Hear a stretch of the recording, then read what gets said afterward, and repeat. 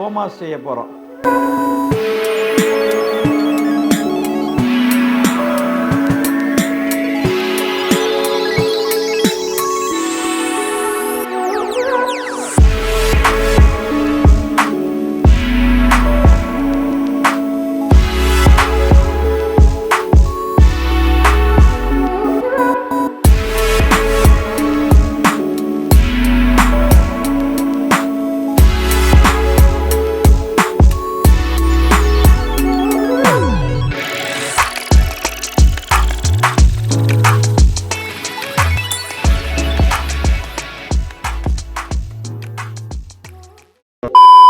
என் அன்பு சொந்தங்களுக்கு அன்பான வாழ்த்துக்கள். இது உங்களின் டெரஸ் குக்கிங் சேனல். நான் உங்கள் மீரான். இன்றைக்கி நம்ம சோமாஸ் செய்ய போகிறோம். இந்த சோமாஸ் எல்லோரும் வீட்டில் செய்வோம். மைதா மாவில் செய்கிறதுனால 2 நாள் 3 நாளில் நமுத்து போயிடும். இன்றைக்கி பர்ஃபெக்டான முறையில் என்ன ரேஷியோவில் மாவு என்னென்ன பொருட்கள் சேர்க்குறோம் அப்படிங்கிற முறையில் நம்ம செய்ய போகிறோம். இது பக்குவமாக இருக்கும், நல்ல மொறுன்னு இருக்கும், எல்லாருக்கும் பிடிக்கும். அது எந்த விதத்தில் எவ்வளோ பர்ஃபெக்டாக பண்ணுறோங்கிறத சொல்ல போகிறோம். இதுக்கு என்னென்ன பொருட்கள் தேவைங்கிறத பார்க்கலாம் வாங்க.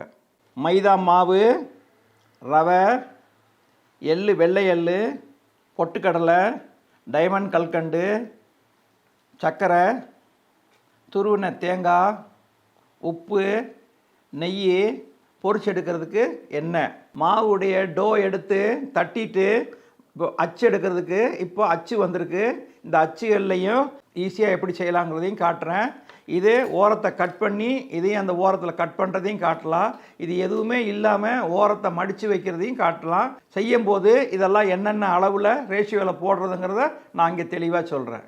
இந்த ரேஷியோவில் நீங்கள் சோமாஸ் செஞ்சால் வெளியூர்களுக்கு வெளிநாட்டுகளுக்கு எல்லாத்தையும் கொடுத்து விடலாம். ஒரு மாதம் ஆனாலும் அதே மொறுமொறுப்பு அதே மாதிரியே இருக்கும். எப்படி நம்ம எப்போ செஞ்சோமோ இதே கிறிஸ்பி அந்த அப்படியே இருக்கும். அதனால் இந்த முறைகளை ஃபாலோ பண்ணி செய்வோம். இப்போ நம்ம செய்ய ஆரம்பிக்கும் போது என்னென்ன அளவு திட்டம், எப்படி அந்த மொறுமொறுப்பு வர்றதுக்கு எப்படி செய்யலாங்கிறத பார்த்துங்க. இப்போ சோமாஸுக்கு மாவு பிணைய போகிறோம். ஒரு மெஷர்மெண்ட் கப் எடுத்துங்க. உங்கள்கிட்ட என்ன இருக்கோ அதே பிரகாரம் அந்த கப்புலேயே நீங்கள் மெஷர்மெண்ட் பண்ணலாம். இப்போ நான் இந்த கப்பு எடுத்திருக்கேன். இதில் 3 கப்பு மாவு போடுறோம். 1 2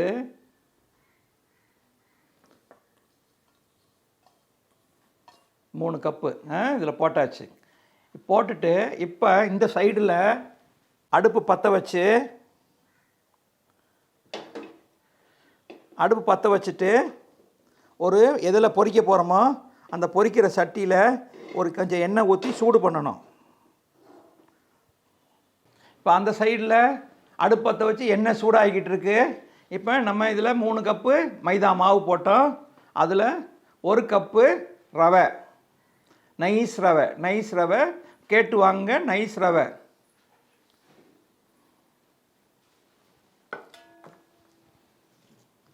ஒரு சின்ன இந்த ஒரு கைப்பில் சின்ன ஸ்வீட்டுக்காக கொஞ்சம் சர்க்கரை போடுறோம். ஏன் இந்த சர்க்கரை போடுறோம் அப்படின்னா, நம்ம கோல்டன் ப்ரௌன் வறுக்கும் போது மேலே நம்ம பரோட்டாலாம் எப்படி கோல்டன் ப்ரௌனாக வரும் அந்த கலர் வரும். மேலே நம்ம அந்த ஓடு அந்த செல் இருக்குல்ல, அந்த சோமாஸுடைய மேல் ஓடு, அதை கடித்து சாப்பிடும்போது ஒரு நல்ல ஒரு ஸ்வீட் கிடைக்கும். அதுக்காகவும் போடுறோம். இப்போ இந்த ஸ்வீட்டை எடுத்து காட்டுறதுக்காக சும்மா இது சப்பாத்திக்கு போகிற மாதிரி உப்பு போட்டக்கூடாது. சும்மா ஒரு சின்ன சிட்டிகை அந்த ஸ்வீட்டை எடுத்து காட்டுறதுக்காக ஒரு சின்ன சிட்டிகை உப்பு போடுறோம். இப்போ இதில் சின்ன சிட்டிகை ஏலக்காய். முன்னாடி நம்ம ஏலக்காவை பொடிச்சு போடுவோம். பொடிச்சு போடுறது போல் இப்போவே டப்பாவில் இது மாதிரி ஏலக்காய் பொடித்த டப்பா பொடி கிடைக்குது. 20 ரூபா தான் இந்த டப்பா. இல்லை நம்ம என்ன பண்ணணும், நம்மள்ட்ட இருக்கிற ஏலக்காவோட கொஞ்சம் சர்க்கரை போட்டு மிக்சியில் பவுட்ரு பண்ணி ஒரு 2 சின்ன சிட்டிகை அந்த மேல் ஓடு நல்லா ஒரு வாசனையாக இருக்கிறதுக்காக ஒரு சின்ன சிட்டிகை ஏலக்காய் பொடி போடுறோம். இப்போ இந்த 3ஐயும் லைட்டாக அப்படி பிரட்டிக்கிறோம். நல்லா அதை அப்படி சுற்றி பிரட்டிக்குங்க. எல்லாம் பொடி, ஏலக்காய் பொடி, சுகரு, உப்பு, ரவை, மைதா எல்லாம் ஒன்றா கலக்கிற மாதிரி இப்போ இதை நல்லா அப்படி பிரட்டிக்கிடுவோம். இந்த சோமாஸுக்கு முக்கியமாக அந்த மொறுமொறுப்பு வருது பார்த்தீங்களா, அது எப்படி இந்த ஸ்வீட் கடையில் செய்கிறாங்கன்னா, பக்கத்தில் அந்த எண்ணெயை சூடு பண்ணி ஊற்றுறோம் பார்த்தீங்களா அந்த பிரட்டின மாவில், அதில் தான் அந்த மொறுமொறுப்பு கிறிஸ்பி வர்றது. இப்போ நான் ஊற்றுறேன் பாருங்கள். இது சூடான எண்ணெய், ரொம்ப ஊற்றக்கூடாது, சும்மா ஒரு ரெண்டு சின்ன குழிக்கரண்டியில் 2 இது ஊற்றிக்கிறோம். ஊற்றிட்டு இப்போ இதை நல்லா பிரட்டிக்கணும். மாவும் எண்ணெயும் நல்லா பிரண்டு வர்ற மாதிரி அப்படியே திரட்டி ஸ்லோவாக பொறுமையாக, கொஞ்சம் டைம் எடுத்தால் கூட பரவாயில்ல, இதை அப்படி பொறுமையாக இதை மாதிரி பண்ணணும். மாவு, ரவை, சர்க்கரை, எண்ணெய் எல்லாமே நல்லா வர்ற மாதிரி நல்லா பிசைஞ்சாச்சு. இப்போ முடிச்சதுக்கப்புறம் இப்போ இதனுடைய அளவு கரெக்டாக வந்திருக்குங்கிறத எப்படி பார்க்கணுன்னா, இப்படி அழுத்தி பிடிச்சிங்கன்னா அப்படி கொலக்கட்டை மாதிரி வரணும், இறுகி நிற்கணும். அதுக்காக எண்ணெய் ஜாஸ்தியும் ஊற்றிடக்கூடாது. கரெக்டாக இப்போ நம்ம ஊற்றினல 2 ஸ்பூனு, அதுதான் அளவு. இப்போ தண்ணி ஊற்றி கொஞ்சம் கொஞ்சமாக தண்ணி ஊற்றி பரட்டிக்கிட்டே வரலாம். ரொம்ப அழுத்தி பிசையாதீங்க, கொஞ்சம் கொஞ்சமாக தண்ணி ஊற்றிங்க. இந்த டோ வந்து கொஞ்சம் டைட்டாக இருக்கணும்.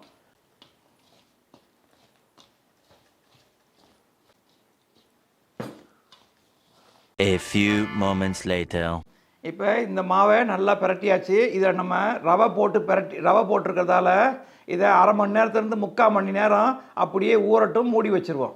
மாவு பிசைஞ்சு வச்சுருக்கோம், அது அரை மணி நேரம் ஊறிக்கிட்டு இருக்கு. இப்போ நம்ம இந்த சைடில் பூர்ணம் ரெடி பண்ணுறதுக்கு வந்திருக்கோம். அளவில் இந்த கப்பில் தேங்காய் எடுத்திருக்கோம், அதே கப்பு இதில் பாதி பொட்டுக்கடலை, பாதி சர்க்கரை எடுக்க போகிறோம். அதனால் அளவு கப்பு வச்சுக்குங்க. இப்போ சட்டி காஞ்சிருச்சு. ஒரு சின்ன கொஞ்சோண்டு நெய் விட்டுக்குவோம். நெய் சூடானோடனே இந்த 1 கப்பு தேங்காவை இதில் போட்டுடலாம்.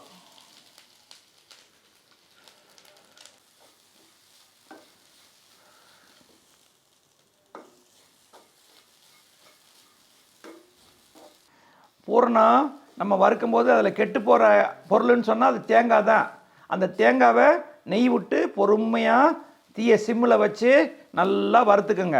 ஏன்னா இது நல்லா வறுத்தா தான் நம்ம 1 மாதம் வச்சுருந்தா கூட பூரணம் கெட்டு போகாது. தேங்காய் நல்லா வறுபட்டுருச்சு, தண்ணி பதம் எதுவும் இல்லை, எடுத்துருவோம். இந்த கிண்ணத்தில் 1 கப்பு தேங்காய் எடுத்தோம், அதே கிண்ணத்தில் அரை கப்பு உடச்ச கடலை, பொட்டுக்கடலை, அதையும் அப்படி சும்மா வறுத்துக்கலாம். சும்மா ஒரு 2 நிமிஷம் வறுத்தா போதும். மிக்சியில் போட்டு அரைக்க போகிறோம், அதுக்காக இதை லைட்டாக வறுத்துக்கிடுவோம். பொட்டுக்கடலை 2 நிமிஷம் வறுத்துருச்சு. இப்போ இதை எடுத்து கொட்டிடலாம். நம்ம தீயை ஆஃப் பண்ணிடுறோம். ஆஃப் பண்ணிவிட்டு அதே பாத்திரத்தில், சூடாக இருக்கிற பாத்திரத்தில் கொஞ்சம் வெள்ளை எள்ளு, அதை அந்த வெறும் சட்டிலேயே சும்மா அப்படி வறுக்கிறோம். எள்ளு அரை கப்லாம் போட போகிறதில்ல, அதனால் சும்மா அந்த கையில் ஒரு 3 சின்ன பிடி, 3 கைப்பிடி போட்டிருக்கோம். சின்னதாக கொஞ்சம் 3 கைப்பிடி போட்டிருக்கோம். இப்போ இந்த எள்ளு அந்த வெறும் தீயை ஆஃப் பண்ணிவிட்டு அந்த சட்டி சூட்டிலேயே வறுத்துட்டோம். இப்போ அதை நம்ம தேங்காவோட கொட்டிக்கலாம். இப்போ தேங்காய், எள்ளு வறுத்துருக்கோம். அந்த பூரணத்துக்கு இப்போ 2ஐயும் உள்ளே போட்டுடலாம்.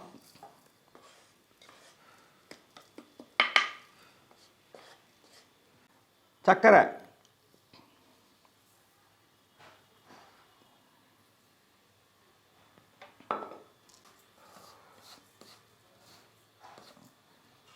இப்போ அதே மாதிரி அந்த அரை கப்பு வறுத்தமில்ல பொட்டுக்கடலை, அதை பவுடர் பண்ணியிருக்கோம். லைட்டாக குறைன்னு அரைச்சிருக்கோம். அந்த குறைன்னு அரைச்ச அந்த பவுடரையும் போட்டுக்கலாம். ஒரு சின்ன பிஞ்சு அந்த ஸ்வீட்டை காட்டி கொடுக்கறதுக்காக ஒரு சின்ன பிஞ்சு உப்பு போடுறோம். அதோட டைமண்ட் கல்கண்டு உங்கள் விருப்பத்துக்கு தகுந்த மாதிரி நான் இவ்வளோ போடுறேன். கொஞ்சம் ஒரு கைப்பிடி போடுறேன். டைமண்ட் கல்கண்டு உள்ளே இருந்தால் குழந்தைங்களுக்கு ரொம்ப பிடிக்கும். ஒரு சின்ன பிஞ்சு ஏலக்காய் பொடியாகவே கிடைக்கிது, அந்த பொடி பவுடர் போடுறோம், ஏலக்காய் பவுடர். இப்போ எல்லாத்தையும் ஒன்றா மிக்ஸ் பண்ணிக்குவோம். பூர்ணம் சூப்பராக ரெடி ஆயிடுச்சு. இதை ஓரமாக வச்சுட்டு இப்போ இப்போ மாவு உருட்டி, அதுக்கு இப்போ நம்ம ஊற வச்சோம்ல அரை மணி நேரம், அந்த மாவை மறுபடியும் நல்லா ஒரு வாட்டி எடுத்து பிசைஞ்சிக்குவோம். நல்லா தளர ஊறிடுச்சு. சின்ன சின்ன பாலாக நம்ம உருட்டிக்குவோம். ஃபஸ்ட்டு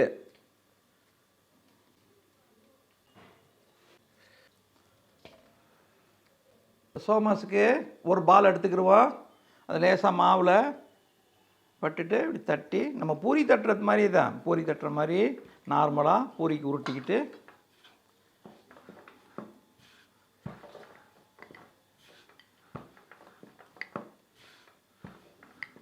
நல்லா கொஞ்சம் மெல்லிஸாக தட்டிக்குங்க. இப்போ இந்த அச்சில் எல்லா கடையிலையும் விற்கும், இந்த அச்சு பார்த்துங்க, இந்த அச்சில் வாங்கிக்கோங்க. வாங்கிட்டு இதை இப்படி மாவை வச்சுட்டு லேசாக குழி மாதிரி பண்ணிவிட்டு இந்த பூரணத்தை உள்ளே வச்சுருங்க.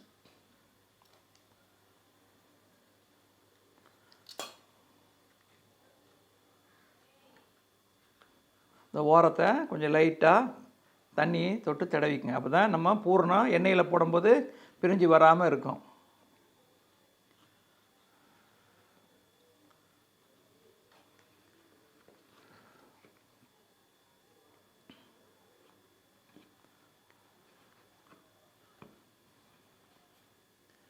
வெளியில் எக்ஸ்ட்ரா இருக்கிற மாவை அப்படியே எடுத்துருங்க.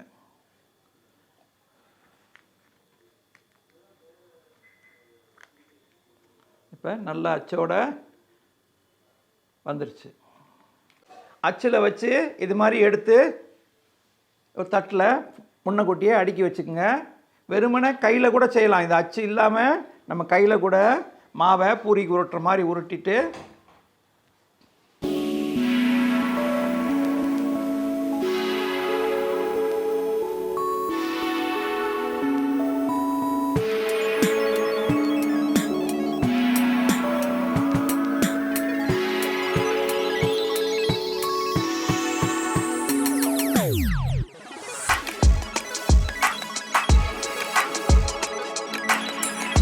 அச்சு இல்லாமல் கையிலேயே இது மாதிரி செஞ்சுக்கலாம்.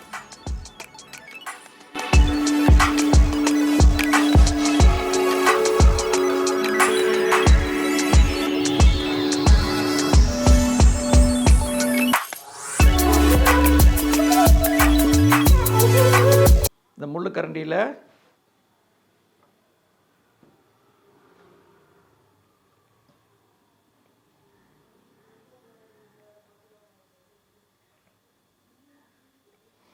அதுதான், இது கூட இப்படி பண்ணி நீங்கள் எடுத்து அடுக்கி வச்சுக்கோங்க. எண்ணெய் முதல்ல ஹையில் வச்சோம், நல்லா சூடாகிடுச்சு. எண்ணெய் சூடானவுடனே சிம்மில் வச்சோம். சிம்மில் வச்சு 2-3 நிமிஷம் விட்டுருங்க, நார்மலுக்கு வரட்டும். அது தீ சிம்மில் வைக்கணும். சிம்மில் வச்சு அப்படியே ஒரு 2-3 நிமிஷம் நார்மலுக்கு அப்புறம் மிதமான தீயில் வச்சு பொறுமையாக போட்டு எடுக்கணும்.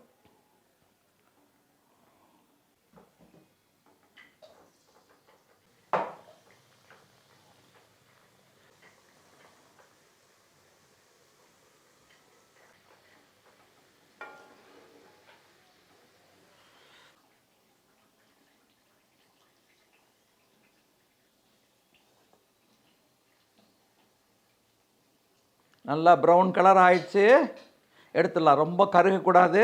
இந்த ஸ்டேஜ் பார்த்து தீயை சிம்மிலே வச்சுருந்தீங்கன்னா இதே மாதிரி வரும்.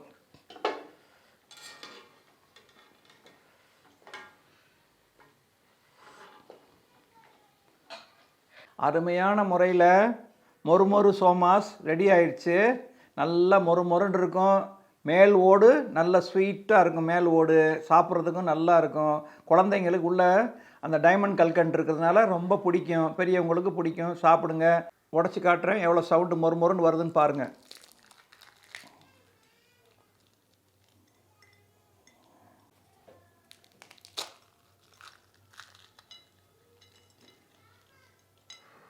நல்லா மொட்டுன்னு உடையுது பாருங்கள். டப் நல்லா சவுண்டோடு உடையுது. நல்லா மொறுமொறுன்னு இருக்கும். மேல் ஓடு கூட ஸ்வீட்டாக இருக்கும், ரொம்ப நல்லா இருக்கும். அதான் மொறுமொறுன்னு சவுண்டு நல்லா இருக்குது. சாப்பிட்டு பாருங்கள். நல்லா கிறிஸ்பியாக இருக்குது. இந்த வீடியோ பிடிச்சிருந்தா லைக் பண்ணுங்கள், உங்கள் நண்பர்களுக்கு ஷேர் பண்ணுங்கள், இதை பற்றி கமெண்ட் கொடுங்க, சப்ஸ்கிரைப் பண்ணுங்கள், பெல் ஐக்கானை கிளிக் பண்ணுங்கள். அனைவருக்கும் தீபாவளி நல்வாழ்த்துக்கள். மீண்டும் அடுத்த வீடியோவில் சந்திக்கும் வரை உங்கள் மீரான்.